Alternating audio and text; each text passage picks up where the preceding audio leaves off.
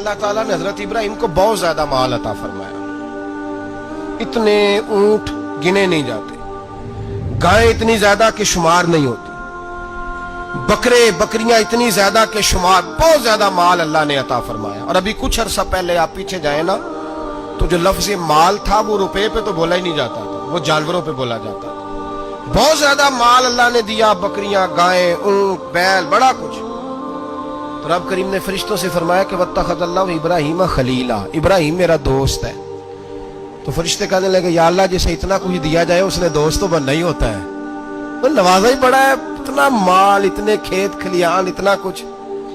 اللہ کریم نے فرمایا جاؤ آزمائش کر لو، امتحان لے لو. فرشتہ امتحان لینے پہنچ گیا. حضرت ابراہیم کے جانور چر رہے ہیں چراگاہ میں، حضرت ابراہیم بھی ہیں، غلام بھی ہیں، بہت بڑا ریوڑ ہے.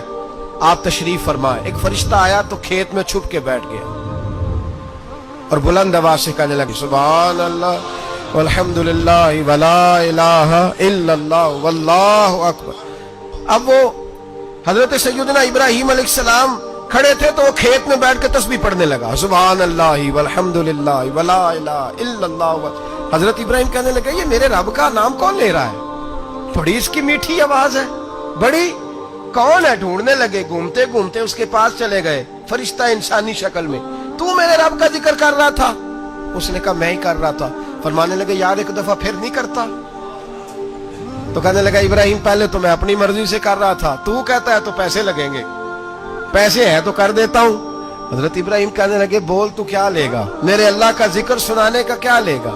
کہنے لگا جتنی بکریاں آپ چرا رہے ہیں ساری دے دے تو میں اللہ کا ذکر سنا دیتا ہوں. آپ نے فرمایا بس جا تیری ساری ہوئی، میرے رب کا ذکر سنا. اور پھر شروع ہو گیا سبحان اللہ الحمدللہ ولا الہ الا اللہ واللہ اکبر. حضرت ابراہیم علیہ السلام کیف میں یار پھر ذرا سنا، نہ علما وچ پھسا سانو، تو یار دی گل سنا سانو، ذرا دوبارہ سنا. میں پھر سنایا، ایک دفعہ پھر کہا. فرشتہ کہنے لگا بس جی آپ کے پیسے پورے ہو گئے. حضرت ابراہیم کہنے لگے چل ایک دفعہ اور سناؤ. کہنے لگا پیسے لگیں گے. تو کیا لے گا؟ کہنے لگا گائیں بھینسیں ساری میری. فرمایا بس یار اتنی قیمت، تو سنا صحیح، سارا کچھ ہی تیرا.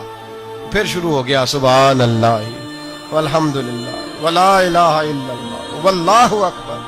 گائیں دے دیں، بھینسیں دے دیں، وہ ذکر سناتا ہے. حضرت ابراہیم کبھی مچلتے ہیں، کبھی روتے ہیں، کبھی آہیں بھرتے ہیں. تو میرے رب کا نام لے رہا ہے، ذرا پھر سے لے.